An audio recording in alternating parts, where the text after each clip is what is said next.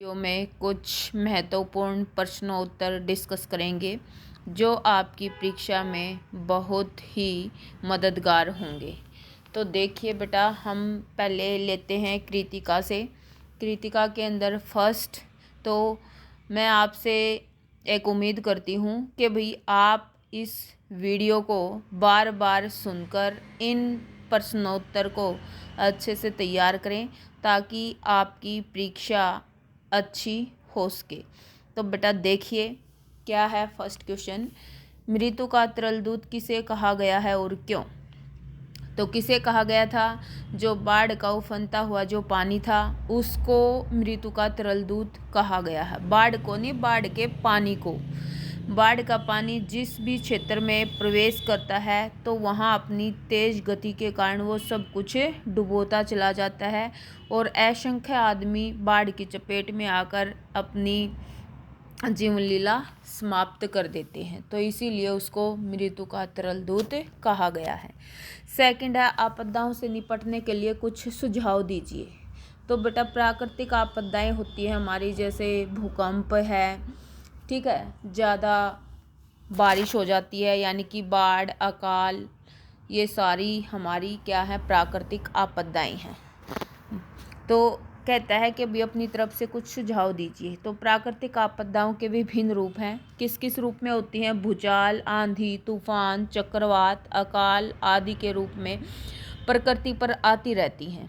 उनमें से बाढ़ भी एक प्राकृतिक आपदा है। तो आपदा आने पर हमें सावधानी से कदम उठाने चाहिए।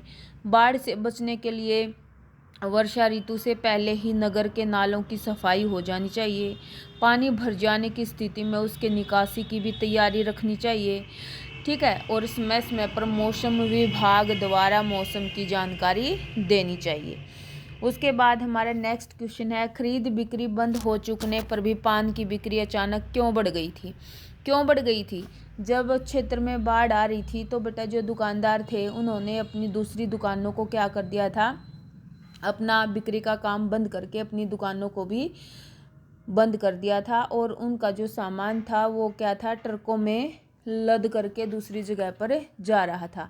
तो दुकान के सामान को सुरक्षित स्थान पर ऊपर की मंजिल की ओर ले जाने लगे। पान की दुकान पर ट्रांजिस्टर से लोग समाचार सुन रहे थे। ट्रांजिस्टर हमारा क्या होता है, जैसे रेडियो होता है, उसके अंदर बार बार समाचार प्रसारित किए जाते हैं। तो ऐसे ही वहाँ पर बेटा ट्रांजिस्टर रखा हुआ था और लोग उससे बाढ़ की खबरें सुन रहे थे और पान चबा रहे थे, जिसके कारण अचानक पान की जो बिक्री थी वो बढ़ गई थी। फिर कहता है नेक्स्ट, जब लेखक को एहसास हुआ कि उसके इलाके में भी पानी घुसने की संभावना, तो उसने क्या क्या प्रबंध किए थे? नगर भर का चक्कर लगाकर जब लेखक को एहसास हुआ कि कुछ समय बाद उसके इलाके में भी पानी घुसने की संभावना, तो लेखक ने क्या किया था, 1 हफ्ते भर की खुराक का प्रबंध किया। उसने तत्काल अपनी पत्नी से घर में मौजूद किताबों और गैस आदि के बारे में भी जानकारी ली। उसने अपने घर में इस आपातकाल में असुविधा से बचने के लिए मोमबत्ती, आलू, दियासलाई, ईंधन आदि का प्रबंध किया। आपातकाल होता है बेटा मजबूरी और असुविधा होती है परेशानी के भी, यानी कि इस आपातकाल यानी कि जो तुरंत हमारे ऊपर जो मुसीबत आती है तो उससे बचने के लिए, असुविधा यानी कि उससे निपटने के लिए उसने इन वस्तुओं का प्रबंध किया। नेक्स्ट क्वेश्चन है हमारा सेकंड चैप्टर का। लेखिका ने अपनी नानी को कभी देखा भी नहीं, फिर भी उनके व्यक्तित्व से वे प्रभावित क्यों थी? तो क्यों थी कि भाई लेखिका ने अपनी नानी के व्यक्तित्व के बारे में बहुत कुछ सुना था कि भाई उन्होंने अपनी नानी को देखा तो नहीं था, परंतु दूसरे लोगों से अपनी नानी के बारे में सुना था कि भाई उसकी नानी अनपढ़ और पर्दे में रहने वाली औरत थी, भले ही वह परंपराओं में जकड़ी हुई हो, यानी कि जकड़ना होता है बेटा परंपराओं में बंधा हुआ होना, लेकिन उसने विलायती ढंग से जीने वाले बैरिस्टर पति के साथ बिना किसी शिकायत के जीवन व्यतीत किया था। मरने से पहले लेखिका की नानी ने पर्दे की परवाह न करते हुए अपने पति के मित्र से मिलने की चाह जताई थी। उन्होंने अपने पति के मित्र से वचन मांगा कि वे मेरी बेटी का विवाह किसी स्वतंत्रता सेनानी से करवाएंगे। इन्हीं बातों के कारण जो लेखिका थी वो अपनी नानी के व्यक्तित्व से प्रभावित थी। नेक्स्ट क्वेश्चन है, लेखिका की नानी की आज़ादी के आंदोलन में किस प्रकार की भागीदारी रही है?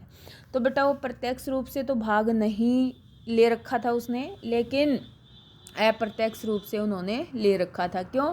क्योंकि उनके हृदय में देशभक्ति का जुनून था। और उसने क्या किया था, अपने जो पति के मित्र थे उन्होंने क्या किया था, उनके सामने अपनी पुत्री के विवाह के लिए एक ऐसे वर ढूंढने की मांग की थी जो आज़ादी का सिपाही रहा हो। तो इस प्रकार हम कह सकते हैं कि भी उनके आज़ादी के आंदोलन में अप्रत्यक्ष रूप की भागीदारी थी। नेक्स्ट क्वेश्चन है, गोपाल एकांकी के आधार पर राम स्वरूप और गोपाल प्रसाद की चारित्रिक विशेषताएं बताई। ये हमारा आ गया थर्ड चैप्टर, रीढ़ की हड्डी। तो राम स्वरूप यानी कि जो उमा के पिताजी थे, तो वो कैसे थे, वो अविवेकी किस्म के व्यक्ति थे। अविवेकी होता बेटा यानी कि उनके अंदर धैर्य नहीं था। माना कि वह लड़कियों की शिक्षा का पक्षधर है, इसलिए अपनी पत्नी द्वारा विरोध करने पर भी अपनी बेटी को उन्होंने पढ़ाया था। परंतु उमा का शंकर से रिश्ता करने के लालच में उन्होंने अपनी शिक्षित बेटी को भी क्या कर दिया था, अशिक्षित बताकर अपनी व्यवस्था प्रकट की थी।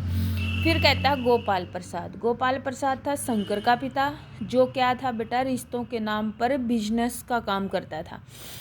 तो ये कहता है गोपाल प्रसाद दकियानुसी किस्म का व्यक्ति। दकियानुसी होता है बेटा चापलूस किस्म का व्यक्ति था। उसकी कथनी और करनी में भी अंतर था। वह विवाह जैसे पवित्र रिश्ते को व्यापार की दृष्टि से देखता था। व्यापार यानी कि बिजनेस, तभी वे उसके लिए बिजनेस शब्द का प्रयोग करते हैं। नेक्स्ट है, समाज में महिलाओं को उचित गरिमा दिलवाने हेतु आप कौन कौन से प्रयास कर सकते हैं। तो बेटा हम क्या कर सकते हैं, महिलाओं को उनकी गरिमा दिलाने के लिए, यानी कि बेटा उनको समाज में सम्मान दिलवाने के लिए तो हम क्या कर सकते हैं। फर्स्ट है, हम समाज में स्त्रियों को उनके अधिकार दिलाने में मदद कर सकते हैं। सेकंड कहता है, हम घर परिवार में महिलाओं को सम्मान देकर समाज में सम्मान दिलाने में सहयोग कर सकते हैं।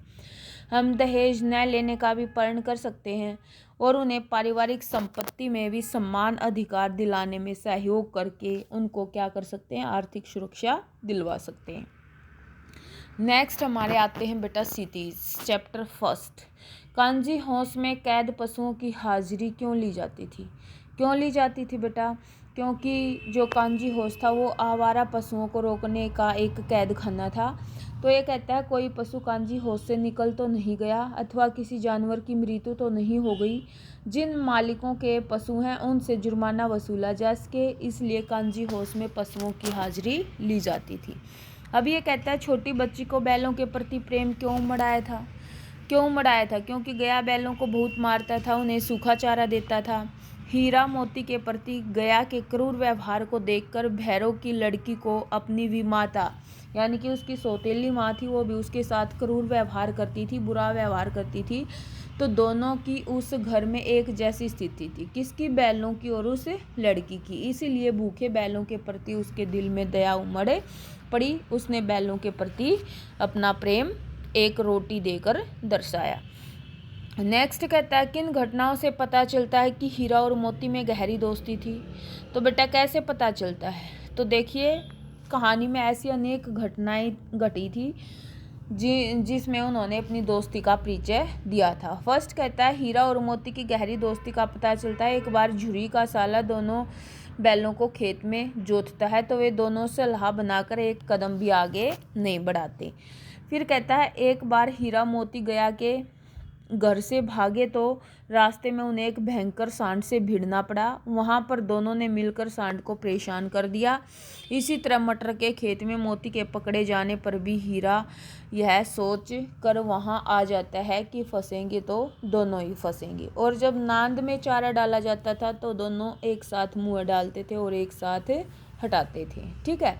और जब वो शाम को खेतों में काम करके वापस घर आते थे तो वो एक दूसरे को यानी कि सहलाकर चाट चूट कर अपनी थकान दूर कर लेते थे। तो ये सारी ऐसी घटनाएं हैं जिनसे उनके प्रेम का पता चलता है।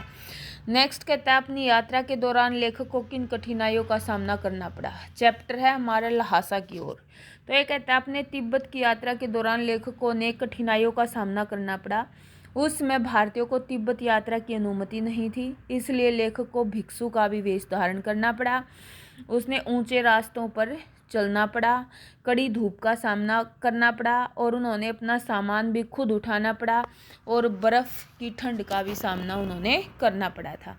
नेक्स्ट कहता है लेखक लंकोर के मार्ग में अपने साथियों से किस कारण पिछड़ गया था। किस कारण पिछड़ गया था? तो बेटा फर्स्ट, एक तो उनका जो घोड़ा था वो थक चुका था, तो वो थकान के कारण धीरे धीरे चल रहा था। सेकंड, कि भी वह अपने घोड़े पर बैठा दकवी दोन की वस्तु होता झूमता हुआ आगे बढ़ रहा था। तो क्या होता है, आगे चलकर वह 2 राहों पर पहुंचा। उनमें से वह गलत रास्ते पर लगभग 1-1.5 मील आगे निकल चुका था। तब पूछने पर उसे अपनी भूल का एहसास हुआ। इसी कारण लेखक अपने साथियों से पिछड़ गया था। ठीक है। उसके बाद कहता है आज की उपभोक्तावादी संस्कृति हमारे जीवन को किस प्रकार प्रभावित करती है। किस प्रकार करती है बेटा, कि भाई जो लोग हैं आजकल वो क्या है, नई नई ब्रांड की चीज़ें खरीदना पसंद करते हैं। वो नए नए विज्ञापन देखते हैं, जैसे टीवी के अंदर देखते हैं वो तो, और दूसरे लोगों की सुनी सुनाई बातों पर विश्वास कर लेते हैं। और आजकल लोग अपना सामान बेचने के लिए न्यूज़पेपर के अंदर भी विज्ञापन निकलवाते हैं, तो वो उन विज्ञापनों से प्रभावित होकर अपनी विलासितापूर्ण सामग्री की मांग बढ़ गई है। यानी कि बेटा हर लोग अपने आप को ज़्यादा से ज़्यादा सुख सुविधाओं के अंदर देखना चाहते हैं, तो वह सारी की सारी सुख सुविधा से भरपूर सामग्री की मांग वो बाजार में करते हैं। जैसे टूथपेस्ट, साबुन, तेल, सेव, लोशन आदि सभी प्रकार के जो वस्तुएं हैं वो क्या है, उन चकाचौंध विज्ञापनों की चपेट में है और लोग उनसे प्रेरित होकर उन्हें खरीद भी रहे हैं। ठीक है। जो सबसे लुभावना नारा देते हैं उन्हीं पर ध्यान लोग देते हैं, तो उनकी जो दिनचर्या बेटा वो पूर्ण रूप से प्रभावित हो चुकी है। लोग अपने देश में बनी वस्तुओं को पसंद ना करके विदेशी ब्रांड को ज़्यादा महत्व देने लगे हैं। नेक्स्ट है, गांधी जी ने उपभोक्तावादी संस्कृति को हमारे समाज के लिए चुनौती क्यों कहा है। क्यों कहा है? क्योंकि बेटा जो ये संस्कृति है वो हमारी सामाजिक नींव को हिला रही है और आने वाले समाज में क्या होता है, एक स्वस्थ सांस्कृतिक प्रभाव बनाए रखने होंगे। क्यों? क्योंकि जैसे अब हमारे देश की संस्कृति अच्छी थी तो उसी के कारण बेटा हमने कोरोना जैसी महामारी का सामना हमारा देश कर गया। अगर ऐसा नहीं होता तो शायद हमारे देश को भी काफ़ी इसका खामियाजा भुगतना पड़ता। यदि ऐसा नहीं करेंगे तो जो हमारी सामाजिक नींव है वो हिल जाएगी और जो उपभोक्तावादी संस्कृति है वो हमारे देश को अंदर से खोखला बना देगी और हमारे देश में अशांति फैल जाएगी। ठीक है। नेक्स्ट हमारा आता है 4th चैप्टर। सालिम अली ने पूर्व प्रधानमंत्री के सामने पर्यावरण से संबंधित किन संभावित खतरों का चित्र खींचा होगा जिससे उनकी आंखें नम हो गई। तो उन्होंने कौन सा खींचा था बेटा, साइलेंट वैली को सुरक्षित करने का अनुरोध किया था। वे जानते थे कि यह साइलेंट वैली अब सुरक्षित नहीं है। क्यों नहीं है? क्योंकि वहाँ पर बेटा जो रेत के कण हैं वो उसकी सुंदरता को ढक रहे हैं और पर्यावरण में पशु पक्षियों के मर जाने से जो हमारा प्राकृतिक संतुलन है वो बिगड़ रहा था और अनेक ऐसी प्रजातियां भी थी पक्षियों की जो वहाँ से बिल्कुल लुप्त हो चुकी थी। तो इसीलिए जो सालिम अली था उन्होंने प्रकृति के विरुद्ध हो रहे ऐसे अत्याचार खिलवाड़ को प्रधानमंत्री के सामने रखा था जिससे उनकी आंखें नम हो गई थी। नेक्स्ट है, पाठ में टीले शब्द का प्रयोग किन संदर्भों को इंगित करने के लिए किया गया है। ये हमारा प्रेमचंद वाले चैप्टर का है भी। तो इसमें जो टीले शब्द है वो क्या है बेटा, मार्ग में जीवन का जो मार्ग है उसके अंदर जो कठिनाइयाँ, संघर्ष, बाधाएं, परेशानियाँ, सामाजिक कुरीतियाँ उनके लिए प्रयोग किया गया है। तो जो प्रेमचंद थे बेटा वो उनका डटकर सामना करते थे, लेकिन जो हमारे समाज के लोग हैं उनसे बचकर आगे निकलने का प्रयास करते हैं। तो इसीलिए वो क्या करते थे, उन मार्ग में आने वाले टीलों को ठोकर मारकर उनको मिटाना चाहते थे। नेक्स्ट कहता है, लेखिका उर्दू फारसी क्यों नहीं सीख पाई थी। क्यों नहीं सीख पाई थी? कि भाई जो उनके बाबा थे वो तो उर्दू फारसी जानते भी थे और वो उनको सिखाना भी चाहते थे, लेकिन जो लेखिका का बेटा माहौल था, क्योंकि जो उसकी माँ थी बेटा वो हिंदी संस्कृत की ज्ञाता थी, तो लेखिका का बचपन से ही रुझान अपनी माँ की तरफ था, तो उसकी उर्दू फारसी में कोई रुचि भी नहीं थी। और जब उसके बाबा ने घर में मौलवी साहब को नियुक्त किया था लेखिका को उर्दू फारसी पढ़ाने के लिए। तो जब वो उनको शिक्षा देने के लिए आते थे तो वो चारपाई के नीचे छुप जाती थी, ठीक है, तो इसीलिए वो नहीं सीख पाई थी। नेक्स्ट कहता है लेखिका ने अपनी माँ की कौन कौन सी विशेषताओं का उल्लेख किया है। यानी कि लेखिका की माँ कैसी थी बेटा, एक तो हिंदी संस्कृत भाषा जानती थी, पूजा पाठ करती थी, मीरा के पद गाती थी, संस्कृत भी जानती थी, और पंचतंत्र की जो कहानियाँ थी वो लेखिका को पढ़कर भी सुनाती थी, गीता पढ़ने में उसकी विशेष रुचि थी, ठीक है, और प्रभाती के रूप में जानिए कृपा निधान पंछी बन बोले का वो गान करती थी।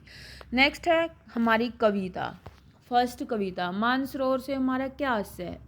मानसरोवर यानी कि बेटा मन रूपी सरोवर जिसमें जो मनुष्य का हृदय है वो क्रीड़ा करता रहता है। नेक्स्ट कहता है कवि ने सच्चे प्रेम की क्या कसौटी बताई है कि भाई जब एक उससे भगवान का प्रेमी मिलता है तो उसकी जो सारी बुराइयां होती हैं वो अच्छाइयों में परिवर्तित होने लगती हैं, ठीक है। उसके बाद कहता है इस संसार में सच्चा संत कौन है। सच्चा संत कौन है, जो हिंदू मुस्लिम के फेर में नहीं पड़ता, यानी कि पक्ष और विपक्ष के फेर में नहीं पड़ता, बल्कि वो सभी संसार के प्राणियों को एक जैसा मानता है, तो वही सच्चा प्रेमी होता है। नेक्स्ट है रस्सी यहाँ किसके लिए प्रयुक्त हुआ है और वह कैसी है। रस्सी शब्द यहाँ बेटा जो हमारे अंदर अंतरात्मा में जो हमारी सांसें चल रही हैं उनके लिए है, और वो कभी भी टूट सकती हैं, तो रस्सी की भांति कमज़ोर भी हैं, तो इसीलिए जो लेखिका है वो उस रस्सी पर विश्वास नहीं कर पा रही है। नेक्स्ट कहता है कवियत्री द्वारा मुक्ति के लिए किए जाने वाले प्रयास व्यर्थ क्यों हो रहे हैं। क्यों हो रहे हैं, क्योंकि मुक्ति होता है बेटा वो संसार में आवागमन के चक्कर से मुक्त होना चाहती है, तो क्यों नहीं हो रही है, क्योंकि वो संसार रूपी भवसागर में फंस चुकी है। जो लोभ लालच मोह माया है वो उसको संसार में आगे नहीं ले जा पाता, और वो ना ही ईश्वर की भक्ति कर सकती है। जब वो इस मोह माया में उलझी हुई है तो वो ईश्वर को याद भी नहीं कर पाती, ठीक है, तो इसीलिए उसके जो प्रयास हैं बेटा वो व्यर्थ जा रही हैं। नेक्स्ट कहता है ब्रिज भूमि के प्रति कवि का प्रेम किन किन रूपों में व्यक्त हुआ है। तो एक तो मनुष्य के रूप में कि भाई वो गोकुल में निवास करना चाहता है। सेकंड पशु के रूप में कि भाई वो नंद की गायों के बीच चरना चाहता है। नेक्स्ट पत्थर के रूप में जो गोवर्धन पर्वत श्री कृष्ण ने उठाया था, और उससे नेक्स्ट पक्षी के रूप में वो यमुना के किनारे जो हमारे वृक्ष हैं उन वृक्षों पर बैठना चाहता है। नेक्स्ट कहता है एक लकुटी और कामरिया पर कवि सब कुछ न्यौछावर करने को क्यों तैयार है। क्यों तैयार है, क्योंकि बेटा वो श्री कृष्ण से जुड़ी हुई हर वस्तु को प्राप्त करना चाहता है। क्यों, क्योंकि श्री कृष्ण जी उनके आराध्य देव रही हैं, तो वह दुनिया के संसाधनों से उसे वह शांति नहीं मिलती जो श्री कृष्ण के समीप रहने से उसे प्राप्त होती है, ठीक है, तो वो श्री कृष्ण से जुड़ी हुई हर वस्तु को प्राप्त करने के लिए कोई भी कीमत चुकाने के लिए तैयार है। नेक्स्ट कहता है कि शासन की तुलना तम के प्रभाव से की गई है और क्यों। कैदी और कोकिला कविता। तो बेटा किस शासन की तुलना, अंग्रेजी शासन की तुलना। तम होता है हमारा अंधकार, क्यों, उस शासन के अंदर हमेशा अंधेरा छाया रहता था। अंधेरा यानी कि बेटा होता है अन्याय, अन्याय ही अन्याय लोगों को मिलता था, तो वहाँ पर कोई न्याय की उम्मीद नहीं की जा सकती थी, तो इसीलिए वहाँ के शासन की तुलना तम के प्रभाव से की गई है। अब ये कहता है कविता में कविता के आधार पर प्राचीन भारत की जेलों में दी जाने वाली यंत्रणाएं होती हैं बेटा यातना। यातना मतलब मीन्स अत्याचार, तो उनके ऊपर क्या क्या अत्याचार किए जाते थे कि भी क्या करते थे वो। प्राचीन भारत की जेलों में स्वतंत्रता सेनानियों को बड़ी भयंकर यंत्रणाएं दी जाती थी ताकि वे भयभीत होकर देशभक्ति की भावना को छोड़ दें। क्या क्या करवाया जाता था, जेलों में कैदियों की छाती पर बैलों की तरह फीता लगाकर चूना आदि पिसवाया जाता था। उन्हें भरपेट खाना भी नसीब नहीं होता था, उनके लिए हंसना खेलना भी वर्जित था, और उन्हें किसी से मिलने की भी इजाज़त नहीं थी, और जब वे बोलते थे तो उनको गालियाँ सुनने को मिलती थी। नेक्स्ट कहता है कवि ने हथकड़ियों को गहना क्यों कहा है। क्यों कहा है बेटा, जैसे हथकड़ियाँ जैसे गहने होते हैं वो स्त्री की सुंदरता को बढ़ाते हैं, तो इसी प्रकार जो स्वतंत्रता सेनानी थे उनकी जो शोभा थी बेटा वो क्या थी, वो हथकड़ियाँ पहनने में अपने आप पर गर्व महसूस करते थे, गौरवान्वित होते थे वो। क्यों? क्योंकि उनके अंदर देशभक्ति की भावना भरी हुई थी, तो वो हथकड़ियों को पहनना शुभ मानते थे और वो खुश होते थे, तो इसीलिए उनको गहने का रूप दिया गया है। नेक्स्ट कहता है कवि को कोयल से ईर्ष्या क्यों हो रही थी? क्यों हो रही थी? क्योंकि कोयल तो बेटा क्या है, स्वतंत्र आसमान में घूम सकती है, हरी भरी डाल पर वो बैठ सकती है, स्वतंत्र होकर वो गा सकती है। लेकिन इसके विपरीत जो कवि था उसको क्या था, रहने के लिए 10 फुट की कोठरी थी, यानी कि वो काल कोठरी में कैद किया गया था और उनका रोना भी गुनाह माना जाता था। ठीक है, तो इसीलिए यहाँ पर उसको कोयल से ईर्ष्या हो रही थी। नेक्स्ट कहता है कवि ने गांव को हरता जनमन क्यों कहा है? क्यों कहा हरता जनमन? यानी कि किसी के मन को हरना, जन होता है बेटा आदमी और मन होता है उनके मन को हरना होता है, यानी कि अपने आगोश में पूर्ण रूप से नियंत्रण करना। तो क्या बेटा जो प्राकृतिक सौंदर्य है गांव का वो इतना अद्भुत, इतना सुंदर है कि भाई खुद ब खुद वो मनुष्यों का हृदय अपनी ओर आकर्षित कर लेता है, सबको मोहित कर लेता है, यानी कि सब गांव की सुंदरता पर आकृष्ट हो जाते हैं, तो इसीलिए उन्होंने गांव की सुंदरता को हरता जनमन कहा है। नेक्स्ट कहता है गांव को मरकत डिबे सा खुला क्यों कहा गया है? मरकत होता है बेटा पन्ना, जैसे पन्ना क्या होता है, हरा भरा होता है, हरा रतन होता है। तो ये कहता है गांव में चारों ओर हरे हरे खेत नजर आ रहे थे, उन खेतों में रंग बिरंगे फूल बेशकीमती जवाहरातों की तरह लग रहे थे। जैसे पन्ना होता है बेटा वो रतन होता है, तो उसकी ही यहाँ पर तुलना की गई है कि भी जो हरे रंग का होता है तो गांव में हरियाली होती है, और जैसे यानी कि हमारा जो पन्ना रत्न होता है वो महंगा होता है, तो हीरे जवाहरातों की तरह उनके अंदर जो तरह तरह के फूल खिले हुए हैं वो लग रहे थे, तो वो हर किसी को क्या करते थे, अपनी ओर आकर्षित करते थे, तो इसीलिए गांव को क्या है, मरकत डिबे सा खुला कहा है। नेक्स्ट कहता है अरहर और सनई के खेत कवि को कैसे दिखाई देते हैं? तो कैसे दिखाई देते हैं बेटा, जैसे खेतों के ऊपर सोने के मन के बिखरे हुए हों। अरहर और सनई उसकी बेटा फलियां होती हैं, ठीक है, तो वो फली ऐसे लग रही थी मानो किसी ने सोने के जो आभूषण हैं वो पहन रखे हों। करधनी, करधनी होता है कमर में बांधे जाने वाले जो हमारे आभूषण होते हैं, उनसे आवाज़ होती है, तो ऐसे ही जब वो फलियां आपस में टकराती थी तो उनसे आवाज़ होती थी। नेक्स्ट कहता है बादलों के आने पर प्रकृति में जिन गतिशील क्रियाओं को कवि ने चित्रित किया उन्हें लिखिए। यानी कि बेटा जब बादल छाते हैं तो प्रकृति में क्या क्या परिवर्तन आता है। बादलों के आने पर हवा चलने लगती है, खिड़की दरवाजे खुलते हैं, जब हवा चलती है तो खिड़की दरवाजे खुलेंगे, पेड़ झुकेंगे इधर उधर, आंधी चलने लगती है, नदी ठिठक जाती है, ठिठकना यानी कि अपने गति को रोकना, उसका घूंघट सरक गया, बूढ़ा पीपल आगे बढ़कर विनती करने लगा, और जो तालाब है बेटा वो पानी से भर गया, तो उसको प्रांत का रूप दिया गया है कि अभी प्रांत में पानी भर लाया, और क्या है जो मिलन के आंसू हैं वो निकल पड़ते हैं, तो बादल सज सवर कर आसमान में छाते हैं। नेक्स्ट कहता है बेटा मेघ रूपी मेहमान के आने से वातावरण में क्या परिवर्तन होते हैं?